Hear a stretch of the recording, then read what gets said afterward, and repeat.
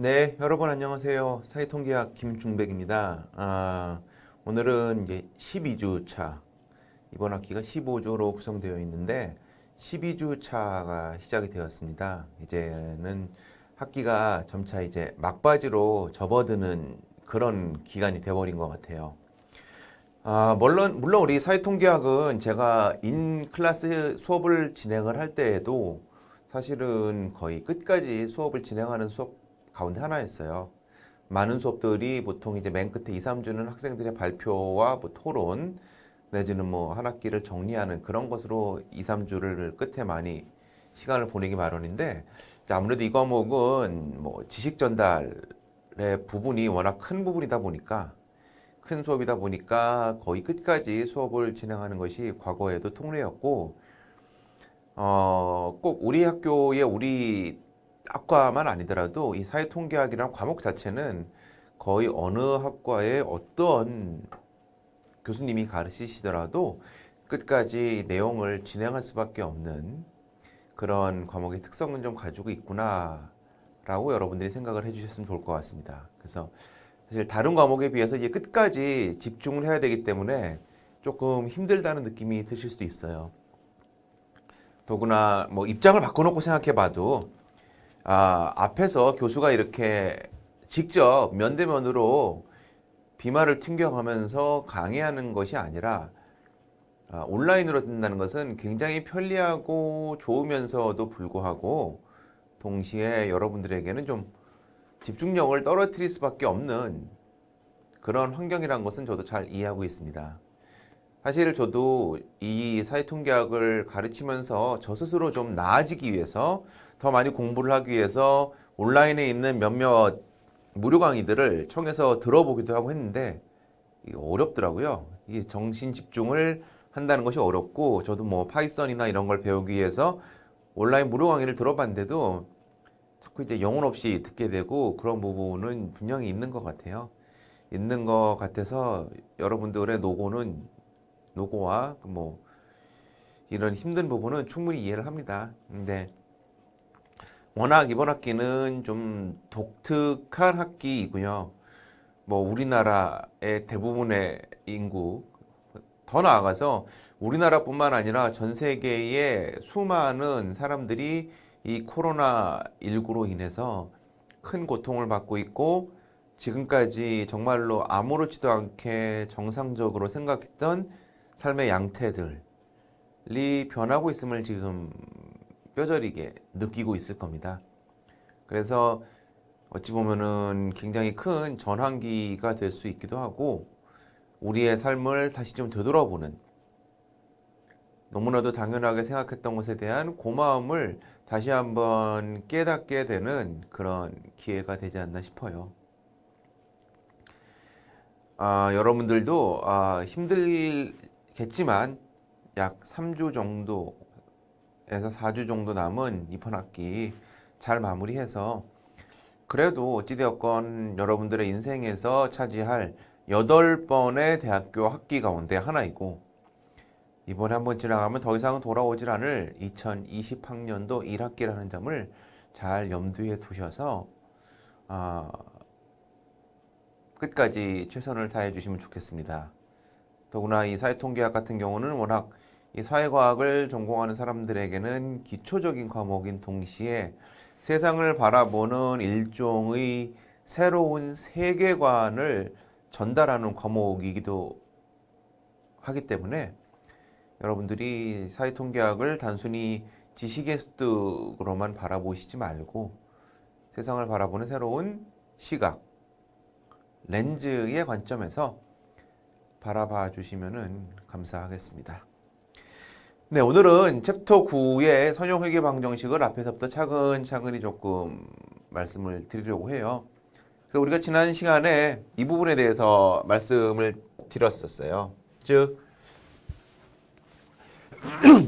책에 보면은 statewide data라고 해서 그 미국의 주별로 자료가 나와 있고 우리가 관심 있는 것은 과연 어떤 주는 더 범죄 가운데 이거 또 이러네요.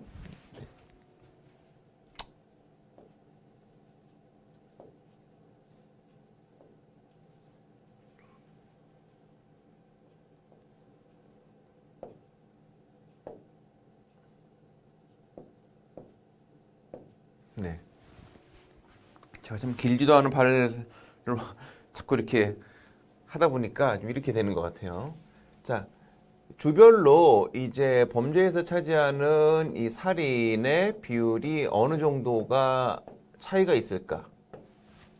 라는 걸 우리가 관심을 가지고 있는 거죠. 자, 거꾸로 얘기해서 미국의 51개 주에 모든 주에 만약에 살인율이 똑같이 뭐 10%다, 5%다, 7%다. 그러면 뭐 그 자체에 대해서 물론 어느 정도 우리가 관심을 가지고 왜 이렇게 되어 있을까라고 해서 연구를 하는 것은 물론 가능합니다만은 하지만 만약에 모든 51개의 주가 똑같은 살인율을 보이고 있다면은 적어도 우리는 뭐에 대해서는 관심을 가질 필요가 없나?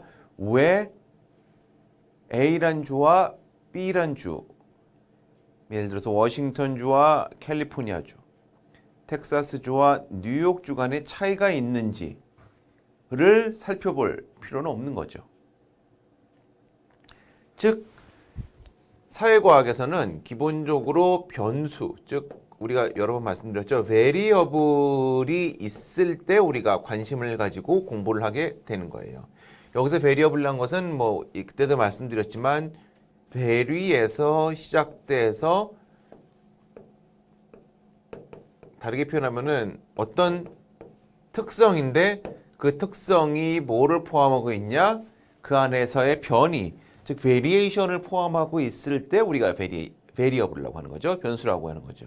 즉 어떤 특징의 변이가 있어야만, 그 안에서의 차이가 있어야만 우리는 그것을 변수라고 하고, 사회과학자들은 이 변수에 관심을 가지고 있는 거죠. 그리고 이 변수가 결코 하늘에서 뚝 떨어진 것이 아니라 어떤 일련의 과정과 원인에 의해서 만들어졌다고 생각을 하는 거죠. 그래서 우리 사회과학자들은 이러한 베리에이션을 가져온 요인들을 설명을 하고 싶은 거예요. 왜? 어떤 현상이 일어났는데 이 현상이 그냥 뚝 떨어진 것이 아니라 일련의 과정과 원인에 따라서 발생했거나 혹은 연관이 있다고 우리가 판단할 수 있으면은 이 사회 현상을 개선하기 위해서, 즉 베리에이션이 있다는 것은 어떤 특별한 특성에 있어서 더 많이 가지고 있거나 혜택을 받거나 더 많은 정도를 보여주고 있는 집단도 있지만 반대로 혜택을 덜 받거나 자원을 덜 가지고 있거나 뭔가 불이익을 받고 있는 집단도 있다는 거죠. 물론 여러분, 인간의 삶이란 것은 결코 공평하거나 평등할 수만은 없다는 점은 저는 인정을 해요. 왜냐하면은 만약에 인간이 뭐 누구나 다 똑같은 조건에서 똑같이 행동하고 똑같이 성과를 보인다면은 겉으로 보기에는 굉장히 평안하고 안온한 그런 것으로 보이지만 지금 우리가 살고 있는 이 삶의 환경을 결코 만들어낼 수가 없었을 거죠. 즉 우리가 인류가 지금까지 살아오게 된 것은 분명히 두 가지의 큰 힘, 세상을 앞서가는 사람들과 이 앞서가는 사람들이 만들어 놓은 아이디어를 구현하는 더 많은 대중들이 절묘하게 조화가 이루어졌기 때문에 되는 거죠. 뭐 조금 몇 말이 옆으로 흘러갔지만 어찌 보면 베리에이션이 있는 건 당연하고, 베리에이션 안에 뭐 어떤 사람은 그걸 불평등이라고 표현할 수도 있고 어떤 사람은 그냥 차이라고도 표현할 수도 있고, 그런 것이 있다는 것 자체는 사실은 인류가 살아가는 한 변할 수 없는 사실이고, 언제나 그것을 나쁘게만 보는 것은 저는 적절하지는 않다고 생각해요. 하지만 그렇다고 해서 언제나 이런 차이나 불평등이 정당하냐? 그것은 그건 또 아니죠.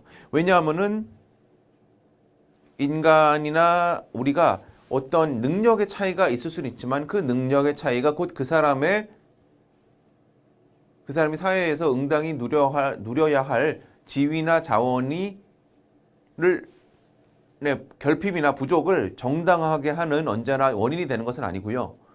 또 어떤 사람들은 내가 분명히 어떤 일을 할 수 있는, 어떤 자원을 가질 수 있는, 어떤 성과를 성취할 수 있는 능력이나 의지가 있음에도 불구하고 여러 주변의 상황으로 인해서 내가 통제할 수 없는 상황으로 인해서 내가 충분히 나의 능력이나 의지, 생각을 발휘할 수 없는 경우도 반영이 발생하는 거죠. 그러니까 여기서부터는 여러분 가치의 영역이에요. 이걸 어떻게 보느냐, 어떻게 생각하느냐, 어떻게 판단하느냐. 이거는 사람들마다 다양한 생각이 있을 수는 있어요. 간단하게 말씀드리면은 사회과학자들은 베리에이션에 관심이 있어요. 베리에이션에 관심이 있고 이 베리에이션을 그냥 있는 그대로만 보는 것이 아니라 이 베리에이션은 결코 하늘에서 뚝 떨어진 것이 아니고 어디에서 이렇게 나타난 것이라고, 어떤 원인 혹은 결과 혹은 배경에 의해서 나타난 것이라고 생각하는 것이 사회과학자들의 기본적인 사고방식의 출발인 거죠. 그 다음에 이걸 어떤 식으로 평가하느냐는 어떤 사람은 뭐 이런 A라는 식으로, 어떤 사람은 B라는 식으로 평가할 수 있지만 기본 논리는 관계의 틀 안에서 보려는 게 우리 사회과학자들의 목표예요. 그래야만 설명을 할 수 있고, 그래야만 이 현상이 필요한 부분에 있어서 개선할 수 있거나 뭐 예를 들어서 수정할 수 있는 여지가 생기는 거죠. 왜 이 부분이 잘못되어 있는지를 알 수가 없으면은 우리 개선하거나 수정할 수가 없죠. 뭐 좋은 예인지 모르겠지만 여러분들이 중고등학교 때 공부를 했을 때 어떤 때는 성적이 잘 나올 때도 있고 어떨 때는 성적이 안 나올 때도 있었겠죠. 근데 왜 내가 성적이 잘 나왔고 왜 성적이 안 나왔는지에 대한 고민은 여러분들이 항상 했을 거예요. 그리고 여러분들이 고민하지 않다고 치더라도 여러분의 부모님, 여러분들의 선생님들께서 아마 고민을 하셨을 가능성은 높고요.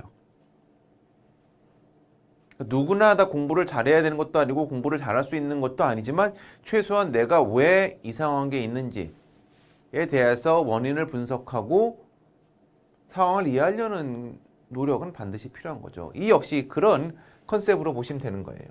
즉 살인율이, 범죄에서의 살인율이 주별로 차이가 있다는 거죠. 차이가 있다면은 왜 어떤 주는 살인율이 높고 왜 어떤 주는 살인율이 낮은지에 대해서 살펴보고 그 이를 설명하는 요인들을 찾아내는 것이 사회과학자들의 큰 목표 가운데 하나고, 우린 이미 했어요. 어디에서? 7장에서. 뭘로? 집단 간의 평균차 검정이나 집단 간의 비율 검증을 한 거죠. 잘 생각해 보세요. 그때 우리가 대표적인 거로 뭐 젠더 같은 걸 놨죠. 내지는 경우에 따라서 뭐 지역, 리전 이렇게 놓을 수도 있죠. 그러니까 우리는 이미 예를 들어서 남성과 여성의 소득의 차이, 남성과 여성의 정신건강의 차이, 남성과 여성의 어떤 교육 수준의 차이를 비교해보자라고 쉽게 얘기할 수 있지만 이건 다르게 보면은 남성과 여성 혹은 지역을 빼놓고 보았을 때 우리가 관심 있는 어떤 집단의 어떤 아웃컴 베리어블, 즉 결과 베리어블이 누구에게나 똑같지가 않다는 거죠. 만약에 여러분들 생각해 보세요. 모두에게, 성인 모두가 똑같은 수준의 소득을 가지고 있다고 생각하면은 남자와 여자로 나누는 게 의미가 있을까요? 없을까요? 의미가 없죠. 왜? 남자도 200만 원, 여자도 200만 원을 가지고 있다면은 굳이 우리가 이걸 나눠서 공부할 이유가 없는 거죠.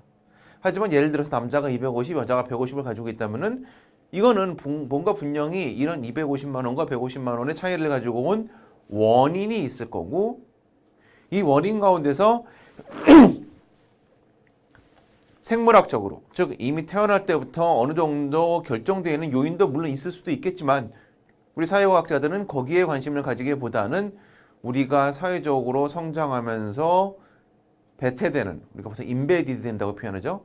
우리가 포함되게 되는 사회의 환경이나 조건 내지는 사회 제도의 지원 정도나 지원 여부가 이를 크게 결정한다고 생각하는 거죠. 그래서 그 중에 하나가 젠더, 그 중에 하나가 리전인 거예요. 젠더는 어찌 보면은 이걸 젠더로 보느냐, 섹스로 보느냐, 즉 생물학적 개념의 염색체 차이로서의 남성과 여성으로 보느냐도 있지만 우리는 젠더는 만들어지는 것이다. 사회적으로 구성되는 것이다 라고 생각하는 부분이 있는 거죠. 저는 사실 남성과 여성의 차이가 생물학적으로 어떤 예를 들어 소득 차이에 뭐가 있는지 없는지 저는 알 수 없어요. 저는 그 부분에 대해서 공부한 적이 없고 있을 수도 있고 없을 수도 있지만 제가 말씀드릴 수는 없어요. 그건 제 능력 밖이에요. 하지만 적어도 우리 사회과학자들은 뭘 알고 있다? 기존의 가부장적인 사회 질서 혹은 기존의 제조업 중심의 사회 질서 내지는 기존의 어떤 유교적인 사회 질서나 이런 부분 내에서 남성과 여성의 어떤 차별되어 있는 사회적 기회 부여나 사회적인 인식이 이런 소득 차이를 갖고 왔다라고 우리가 생각을 하는 거죠. 그런 것들이 투영돼서 이 젠더로 인해서 소득의 차이가 있다라고 본다면은 우리는 이미 그냥 6장에서 남성과 여성의 소득 차이를 본다라고 간단하게 얘기했지만 실질적으로는 그렇게 보는 것이 아니라 소득의 차이가 발생하도록 만드는 요인 가운데 젠더가 하나가 있다라고 보는 거죠. 리전도 마찬가지고요. 왜? 수도권에 거주하는 분들과 비수도권 거주하는 분들이 만약에 소득이 평균적으로 똑같으면 우리가 저거를 공부할 이유가 없죠. 근데 수도권에 계신 분들의 평균 소득이 높다면은 왜 그러는 것인가 등등에 대해서 우리가 관심을 가지고 있을 수가 있고 그래서 이것을 하나의 또다시 원인으로 보는 거죠. 이렇게 기본적으로 프레임을 잡고 생각을 하고 우리가 이 회계 방정식에 대해서 회계 모형에 대해서 살펴보고 같이 진도를 나갈 필요가 있다라고 말씀을 드리겠습니다. 네, 이런 기초적인 내용을 해가지고 우리가 지난 시간에 이 선형 모형을 한다는 것은 총 3가지의 관점에서 바라봐야 한다라는 말씀을 드렸어요. 첫 번째는 과연 우리가 독립변수와 인디펜던트 베리어블과 디펜던트 베리어블을 가지고 있어서 이 인디펜던트 베리어블이 디펜던트 베리어블을 설명한다고 했을 때 우리가 7장에서 배운 것은 디펜던트 베리어블이 연속 변수이거나 불연속 변수여도 이것을 비율로 바라볼 때를 이야기했었죠. 그리고 인디펜던트 베리어블은 우리가 그때 7장에서 본 거는 이제 소위 말하는 2개의 항목으로 되어 있는 이제 명목 변수를 본 거죠. 근데 우리가 이번 9장에서 바라보고 싶은 것은 종속 변수가 연속 변수일 때 인터벌 베리어블이고 인디펜던트 베리어블도 연속 변수일 때.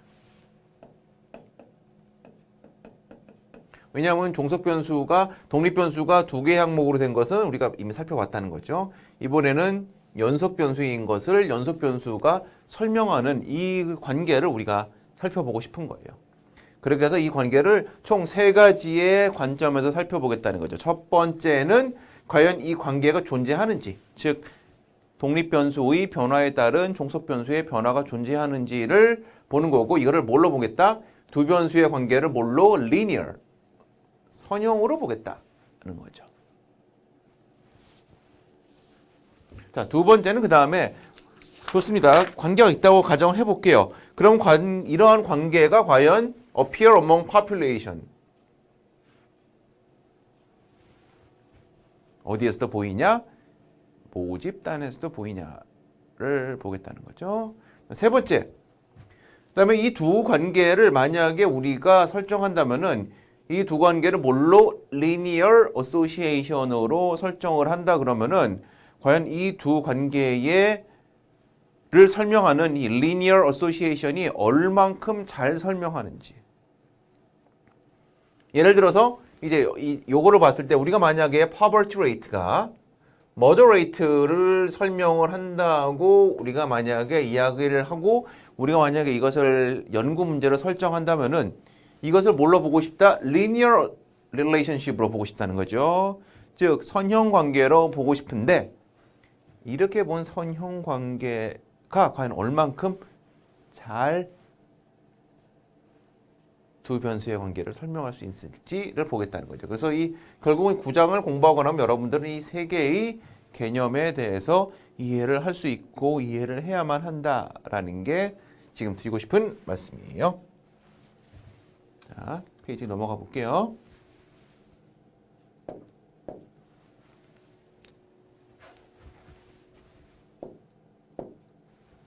페이지를 다음 페이지로 넘어가 보겠습니다. 오케이. 여기에 그래서 제가 말씀드렸던 그 내용이죠.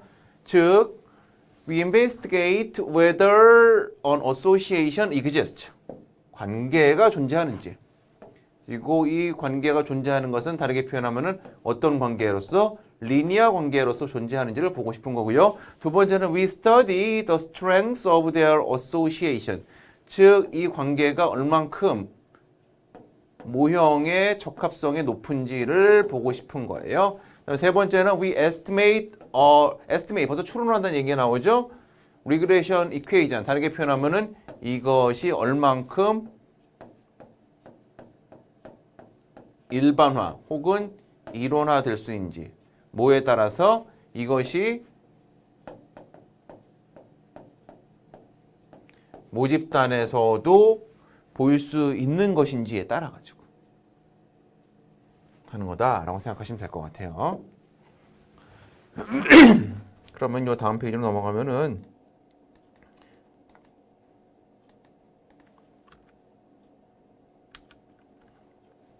그렇다면은 제일 이제 우리가 생각해 봐야 되는 것은 무엇이냐면 자, 우리가 그러면은 두 개의 한 변수 간의 관계를 보고 싶은 거예요. 즉 하나의 독립 변수와 하나의 종속 변수 간의 관계를 보고 싶은데 여기서 보려는 것은 종속 변수는 연속 변수, 독립 변수 도연속 변수라는 거죠. 그래서 we let y denote the response variable 종속 변수고요. 이 y가 종속 변수고 x는 독립 변수다.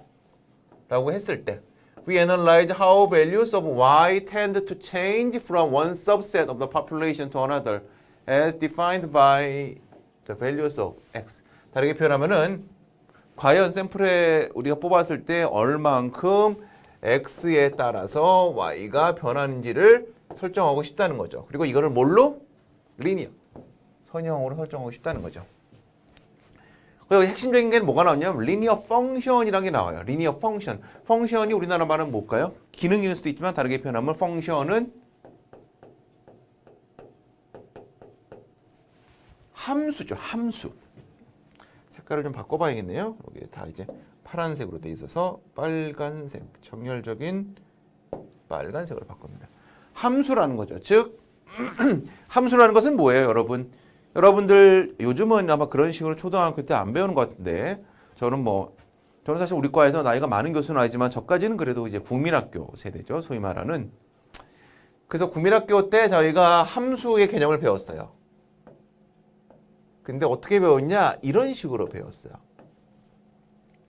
자, 처음에 여기에 동그라미가 3개가 들어갔는데 나올 때는 동그라미가 5개가 나온다. 라고 하면 이 안에서 어떤 일이 일어났느냐 라는 것을 물어보는 걸 했었죠. 간단한 덧셈 물어볼 수도 있죠. 결과는 5고 여기는 3이니까 여기에 어떤 것이 벌어졌을 때 5가 되느냐. 어떻게 하면 여기에 이게 될 수 있을 것 같아요? 어떻게 하면? 여러분들이 그냥 단순하게 생각하면은 그냥 이렇게 생각할 수도 있겠죠. 이렇게 생각할 수도 있겠죠. 아니다. 이게 5가 아니고 6이죠. 6이라고 해볼게요. 자, 그러면 이게 6이야. 그러면은 어떤 사람은 여기에 3이 들어갔다고 생각할 수도 있겠죠. 또 어떤 사람은 이렇게 아니고 아니다. 3이 들어갔는데 6이 나왔으면 어떻게? 곱하기 2가 나올 수도 있는 거다. 라고도 얘기할 수 있겠죠. 이거 하나만 가지고는 얘기할 수는 없어요. 왜? 형과 하나밖에 없으니까 이렇게도 가능하고 이렇게도 가능하고 그럴 리는 없지만 예를 들어서 여기다 곱하기 2 나누기 이런 식으로 나름대로 복잡하게 이거 설명할 수도 있겠죠. 즉 x가 투입이 됐을 때 어떤 특정한 y 값이 나오는데 이것이 하나가 아니라 그 다음에 두 번째 갑자기 x가 그러면은 4가 투입이 됐는데 y가 얼마가 나왔다? 하나, 둘, 셋, 넷, 다섯, 여섯, 일곱, 여덟. y가 8개가 나온 거예요. 그럼 만약에 여기에 플러스 3이었으면은 8개가 안 나오는 거죠. 근데 4개가 들었는데 곱하기니까 8이니까 이렇게 되는 거죠. 아, 그러면은 우리가 이건 어떻게 얘기하느냐? y는 이 x라는 함수로 이걸 설명할 수 있다. 이렇게 우리가 볼 수 있는 거죠. 즉 함수라는 것은 무엇이냐면은 투입되는 값에 따라서 산출되는 값이 달라질 수 있는 일련의 모형을 이야기하는 거예요. 펑션. 일련의 모형.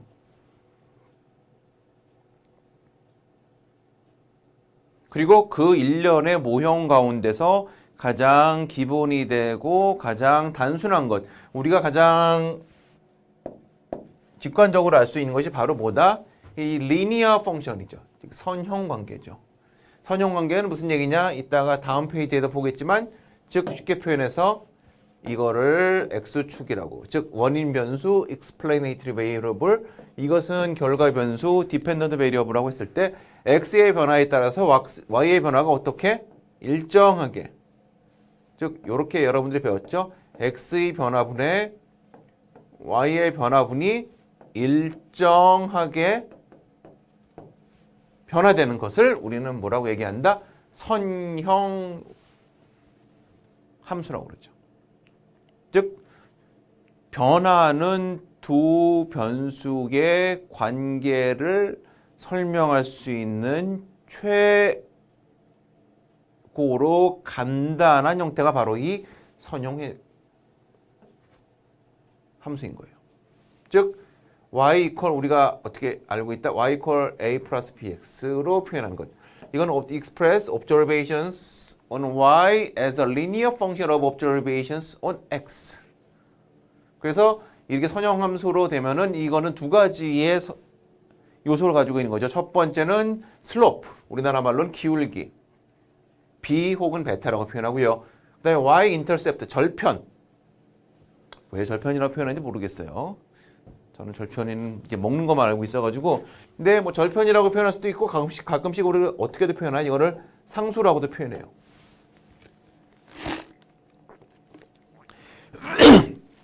왜 상수라고 표현하냐? 이 공식에 보았을 때 x가 변해도 이거는 변하지가 죄송해요. x의 변화에 따라 이게 변하지 않기 때문이죠.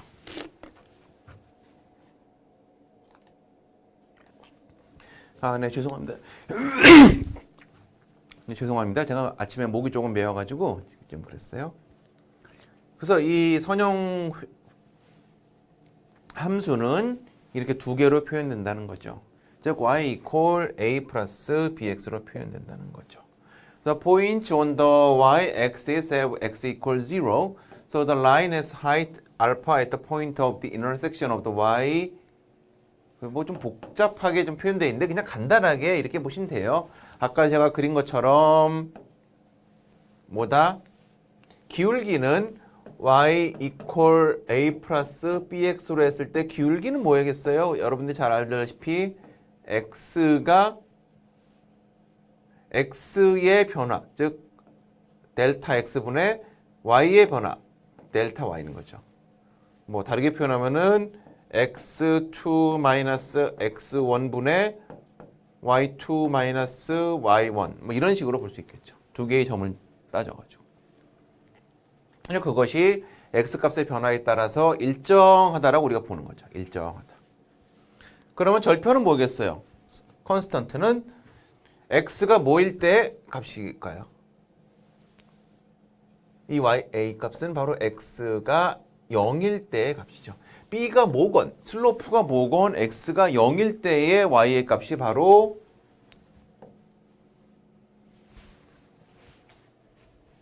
y인 거예요. 뭐 그 얘기를 해놓은 겁니다. 뭐 조금 이렇게 복잡하게 나와 있지만요. 그럼 여기서 더 나아가기 전에 우리가 요 정도는 고민을 하고 좀 들어가야 될 것 같아요. 첫 번째. 자, x의 변화에 따라서 y의 변화를 우리가 본다는 것은 이런 식으로 살펴볼 수가 있는데, 그러면은 요거를 이해하기 위해서는 우리가 반드시 무엇을 이해하고 있어야 되냐?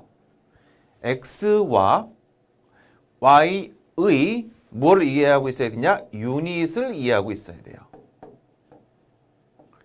즉 우리나라 표현으로 단 위를 이해하고 있어야 된다는 거죠. 이게 무슨 얘기냐? 자, 예를 들어서 이렇게 볼 수 있을까요? 자, X가 소득이에요. X가 소득인데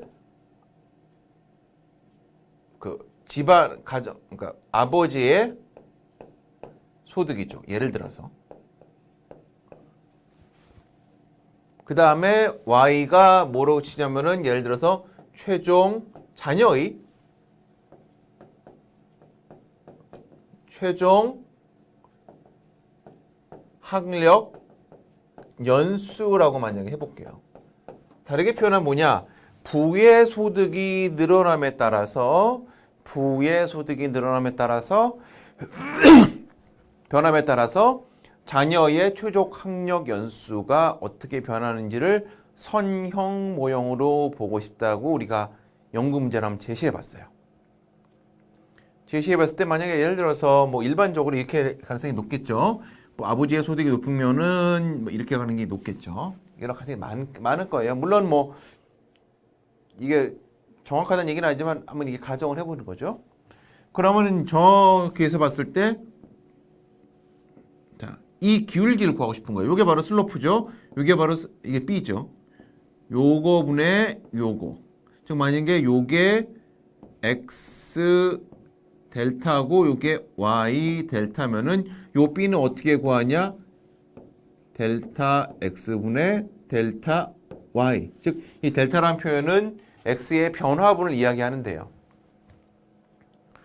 근데 제가 왜 여기서 이 유닛 단위에 대해서 말씀드렸냐면은 이 부의 소득이 어떤 식으로 실제로 코딩되냐에 따라서 예를 들어서 부의 소득이 그야말로 원 단위로 소득이 코딩이 됐는지 만 단위로 100만 단위로 되었는지 뭐 아니면 뭐 1000만 단위로 될 수도 있고요. 실제로 소득의 본질은 똑같지만 이것이 어떤 식으로 값이 부여가 되고 코딩이 되는지 따라서 뭐는 완전히 달라진다? 이 값은 달라지죠. 그렇죠. 왜냐하면 예를 들어서 요 x의 변화가 만약에 이렇게 볼게요. x의 변화가 만약에 1000만 원일 때, 연간 소득 1000만 원이 많아질 때 자녀의 최종 학력 연수가 평균적으로 1년이 높아진다. 그러면은 만약에 만원 단위로 하면은 저거는 1000분의 1이 되는 거고요. 원 단위로 따지면은 1000만분의 1이 되는 거고요. 100만으로 따지면은 10분의 1이 되는 거죠. 근데 그 관계의 본질은 어때요? 다 똑같죠. 어차피 아버지의 소득은 1000만 원이라는 거는 변함이 없으니까요. 1000만 원, 아버지의 소득 변화가 1000만 원이라는 건 변화가 없죠. 근데 실제로 우리 눈에 보이는 숫자는 다르죠. 이건 반대도 마찬가지예요. 종속 변수가 어떤 유닛으로 코딩이 됐는지, 어떤 유닛으로 측정이 됐는지에 따라서 이 슬로프의 정도는 완전히 변화하게 되어 있는 거죠. 그러니까 즉 여러분들이 앞으로 이제 이런 모형을 볼 때 이제 계속해서 우리가 해석에 대해서 말씀을 드릴 텐데, 해석에 대해서 우리가 이해할 때 반드시 필요한 부분은 어떤 단위로 각각의 변수들이 측정되고 코딩되었는지, 실제로 우리가 분석하고 있는, 우리가 손에 가지고 있는 변수의 실제 표시값은 무엇으로 되어 있는지를 반드시 살펴보고 이것을 이해해야 된다라고 말씀을 드리고 싶어요.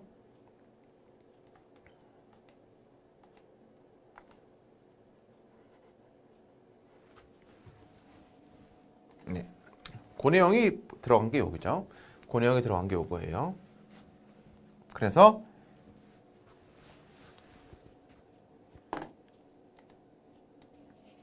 네, 그러면은 요거에 따라서 그럼 요 이제 소위 말하는 선형의 방향 모형을 이해한다는 건 무슨 얘기냐면은 그렇기 때문에 실제로 우리가 이번에 하는 거는 두 변수 간의 관계를 무엇을 통해서 본다? 이 모형을 통해서 보겠다는 거예요. 제가 지난 시간에도 말씀드렸지만 자, 7장 같은 경우는 모형의 개념은 아니에요. 왜냐하면 7장 같은 경우는 독립변수가 두 개의 집단으로 나누어진 상황에서의 평균이나 비율 차이를 보는 건데요. 지금 독립변수가 이것이 아니라 연속변수인 거죠. 연속변수이기 때문에 이것은 선형, 모형으로 봐야 되는 거고요. 여기서 말하는 모형, 모델, 다르게 표현하면 펑션이란 것은 무슨 말이냐면은 a simple approximation, 근사치는 거죠. For the relationships between the variables in the population. 자료 간의 조건적 관계를 가장 설명해주는 근사치인 거예요. 즉, 우리가 이제 보겠지만, 자, x와 y의 관계를 어떤 선형 관계를 표현할 때, 즉, 예를 들어서 y는 3 플러스 5x라는 관계로 표현할 때, 수학적인 관계가 아니라 일반적인 사회과학의 사람들의 관계에서 어떤 B라는 종속 변수가 A라는 독립 변수에 의해서 완전히 결정되는 경우는 없다는 거죠. 즉, 예를 들어서 남자인 경우에 모두 소득은 700만 원이고 남자인 경우에는 모두 소득이 700만 원, 여자인 경우에는 모두 600만 원. 이런 경우는 없다는 거예요. 남자인 경우에 100만 원부터 1000만 원까지도 있을 수가 있고 여자인 경우에 200만 원부터 800만 원까지도 있을 수가 있다는 거죠. 그 평균이 이거라는 거죠. 하물며 두 개로 나누어서도 그런데 이것이 아니라 이것이 연속선상으로 되어 있는 것에서 이렇게 변화하는 것을 우리가 모형화시키는 것은 이 모형선 위에 리니어 모델 위에 모든 것이 다 모든 실제 관찰값들이 저 위에 올라가 있을 수는 없어요. 그럼 여기서 왜 우리가 리니어 모형을 보냐? 두 변수의 관계를 가장 잘 설명해 줄 수 있는 가장 간단한 형태이기 때문에 보는 거고 근사치라는 것을 여러분들이 반드시 이해를 염두에 두시고 시작하시는 게 좋다라고 말씀드리고요. 두 번째는 the linear function provides a simple 그냥 간단한 모형이에요. 즉 우리가 리니어 모형을 배우지만 리니어 모형은 단어 아니에요. 즉 예를 들어서 제곱이 들어간 거를 배울 수도 있고요. 세제곱이 들어간 걸 배울 수도 있고 x를 독립변수가 우리가 그때는 7장에서 두 개의 범주로 되어 있는 독립변수만 보았지만 3개 혹은 4개 이상의 범주로 되어 있는 독립변수를 볼 수도 있는 거죠.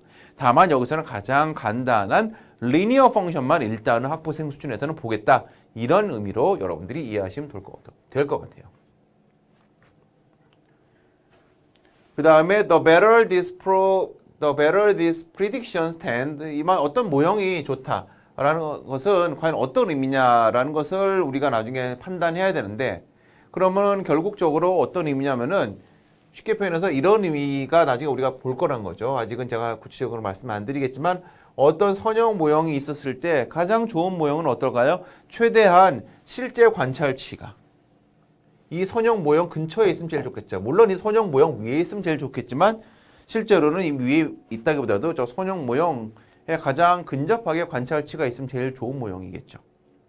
하지만 우리가 그냥 눈으로 봐서 적당히 찍어서 이 정도면은 가깝다 이렇게 표현할 수는 없기 때문에 과연 이 관찰치들을 가장 잘 표현해 줄 수 있는 근사치의 선형 모형이 뭔지를 찾아 나가는 과정을 우리가 이번에 배울 거다라고 말씀을 드리는 거예요. 그리고 마지막으로 association does not causation. 즉 관련성은 그 자체만 가지고 인과관계를 설명할 수는 없다는 거죠. 무슨 얘기냐? 자, 볼게요. 자, 이런 식으로 x가 뭐냐? x가 수입이고요. y가 행복도예요. 만약에 수입이 높아요. 그러면은 행복도가 높아진다. 뭐 쉽게 우리가 한번 가정을 해볼 수가 있는 거죠. 근데 반대로 이 관계는 전혀 존재할 수 없는 거냐? 행복도가 높으면은 수입이 올라가는 것은 존재할 수 없는 거냐? 존재할 수도 있죠. 왜? 내가 일상에서 굉장히 행복하면은 내가 하고 있는 일에 최선을 다할 수 있고 일에서 힘든 일이 있다고 치더라도 거기서 좌절하지 않고 계속해서 회복 탄력성으로 극복을 해나갈 수가 있으면은 그것을 통해서 수입이 더 많아질 수 있는 가능성을 배제할 수는 없는 거죠. 다르게 표현하면은 우리가 수입이 늘어나면은 행복도가 늘어난다고 생각할 수도 있지만 반대로 행복도가 높아지면은 수입도 높아진다고 가정할 수가 있는 거예요. 전혀 불가능한 것은 아니죠. 따라서 이 두 개의 관계가 존재함을 우리는 either way 양쪽으로 다 밝힐 수 있는 가능성이 있는 거예요. 그럼 무슨 얘기예요? 소득이 행복으로 화살표가 갈 수도 있지만 반대로 행복이 소득으로 갈 수 있으면은 우리는 뭐가 원인이고 뭐가 결과인지가 아리까리하겠죠. 아리까리하죠. 혼돈스러운 거죠. 그러면 이 혼돈스럽다면 causation, 인과를 파악하기가 어려운 거죠. 인과를 파악하기가 어려운 겁니다. 그래서 반드시 이 인과가 파악되기 위해서는 우리는 그냥 모형으로 파악할 수는 없어요. 왜냐하면은 통계 모형은 여러분 그냥 우리가 집어넣으면 집어넣은 대로 그냥 그 결과를 뱉어내 줄 뿐이에요. 우리가 어떤 변수를 어떤 방식으로 집어넣느냐에 따라서 통계 모형은 그냥 그대로 답만 내줄 뿐이지 이 모든 뒤에 있는 배경과 논리를 설명해 줄 수는 없어요. 배경과 논리를 결국 설명해 주는 사람은 우리 스스로예요. 그래서 여러분들이 앞으로 통계 모형에 조금 더 관심을 가지고 양적 방법론에 관심을 가지고 있는 분들은 기술적으로 통계 모형을 돌리는 부분에만 천착하는 것이 아니라 더 중요한 것은 우리가 설정한 연구 문제가 얼마나 리즈너블하고 이것의 인과관계가 얼마큼 설정될 수 있는지 그 부분에 더 많은 관심을 가지고 뒷받침을 할 수 있는 논리와 이론을 가지시는 게 중요하다. 통계 관계는 뭐 10분, 100분 양보해서 전문가에게 우리가 컨설팅을 맡겨도 돼요. 나 이러이러해서 저러저러해서 요거를 검증하고 싶다. 그래서 어떤 자료를 활용해서 어떤 걸 분석해달라라고 부탁을 해도 돼요. 용역을 줘도 돼요. 물론 우리가 할 수 있으면 더 좋겠지만 이게 제일 핵심적인 건 아니라는 거죠. 더 핵심적인 것은 뭐냐? 이러이러한 선형, 모형으로 발견할 수 있는 변수들의 관계를 찾아내고 거기에 적절한 이론과 논리를 갖고 와서 연구 문제를 제시할 수 있는지가 더 중요하다는 거예요. 결국 이것은 우리에게 도구로만 역할을 하는 거지 도구 이 자체가 궁극적인 목표가 될 수는 없다는 거죠.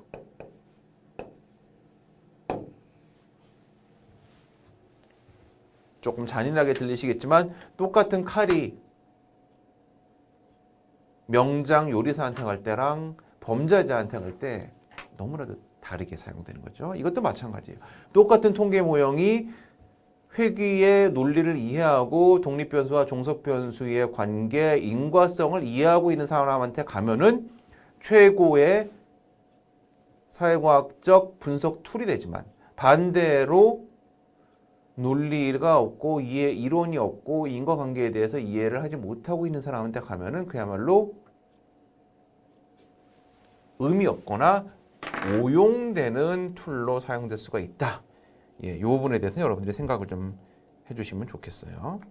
자, 그러면 요 다음에 드디어 모형을 살펴보는 부분이 나와 있는데요. 제가 여기에서 슬라이드의 순서를 조금 바꾸려고 해요. 왜냐하면은 일단 여러분들의 이해를 돕기 위해서 책의 순서대로 슬라이드는 제가 만들어 놓고 출판사에서 제시한 자료를 가지고 제가 일단은 요약한 자료를 여러분께 드리긴 했습니다만은 제가 전통적으로 가르치는 방식은 여기에서 바로 책에 나와 있는 7쪽과 8쪽의 슬라이드 내용으로 가지 않고 저는 일반적으로 11쪽에 나와 있는 레지듀얼부터 먼저 설명을 해드리도록 하는 게 제 전통적인 방식이에요. 그리고 제가 여러 번 해보니까 이게 여러분께 조금 더 이해하기 쉽다는 판단을 해가지고 결국 앞으로 돌아갈 거예요. 하지만 지금 일단은 11쪽의 내용을 먼저 설명하면서 자연스럽게 앞쪽으로 가고 다시 뒤로 넘어가는 그런 방식을 택할 테니까 여러분들이 너무 이제 혼란스러워하지 말고 여기에 대해서 지금 한번 생각을 우리가 같이 이 방식으로 해보도록 할게요.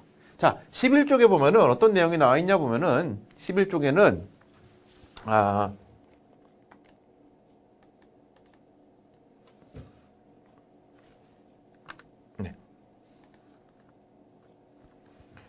우리가 지금 보고 있는 아까 계속 보고 있었던 그 뭐죠?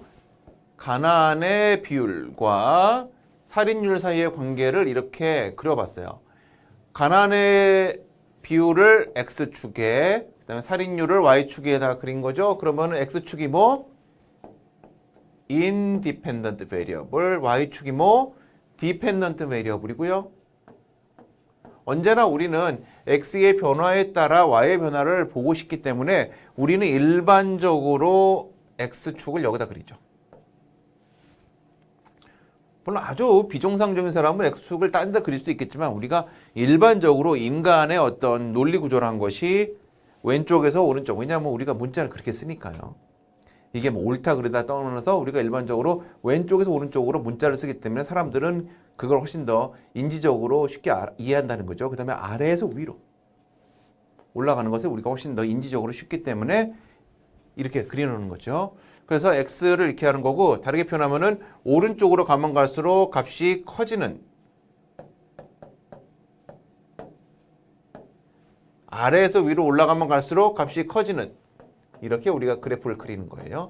그럼 이 그래프를 그려서 각각의 해당되는 케이스들을 여기다 집어넣는 거죠. 이거를 우리가 뭐라고 표현하면 우리 옛날에 배웠지만 이걸 우리가 산포도라고 해요. 흩어질 산, 위치할 포. 그래서 흩어져서 위치한 정도를 표현한 거고요. 이 산포도는 우리가 가지고 있는 51개 케이스, 우리가 지금 51개 케이스를 가지고 있죠. 각각의 51개 케이스를 하나하나 대응시켜서 그린 거예요. 즉 예를 들어서 이게 어떤 존재는 모르겠어요. poverty rate가 높고 머저 레이트가 이 정도인 뭐 예를 들어서 이게 캘리포니아라고 해볼게요. 아닐 수도 있지만 어찌됐건 anyway. 그다음에 이거는 poverty rate는 낮지만 살인율은 높은. 예를 들어서 뭐 어디로 해볼까요? 예를 들어서 이건 뉴욕으로 해볼까요? 즉 우리가 51개의 케이스가 모두 이 선 위에 어디엔가는 존재하게 되어 있어요. 그렇게 우리가 그림을 그릴 수가 있는 거죠. 선 위에 어디엔가는 존재하는 거예요. 그럼 지금 이 X의 이 선형 라인이 일단 없다고 가정했을 때 51개의 산포도를 그렸다면은 우리가 해야 되는 건 무엇이냐면은 이 51개의 산포도를 설명할 수 있는 즉 X의 증가에 따른 Y의 변화분을 설명할 수 있는 최선의 뭐를 구한다? linear 모델 혹은 linear 펑션을 구해야 되는 거죠. 즉 모형이에요. 모형이기 때문에 다른 표현은 뭐냐면은 실제 값과 언제나 일치하지 않을 수 있다는 거예요. 그러니까 쉽게 표현해서 아주 우연하게도 이 리니어 펑션으로 설명한 이 라인 위에 실제 우리가 관찰한 값이 위치할 수도 있지만 꼭 위치해야 할 필요가 있는 것은 아니라는 거죠. 왜? 이것은 모형이기 때문에. 모형이기 때문에. 예를 들어서 아까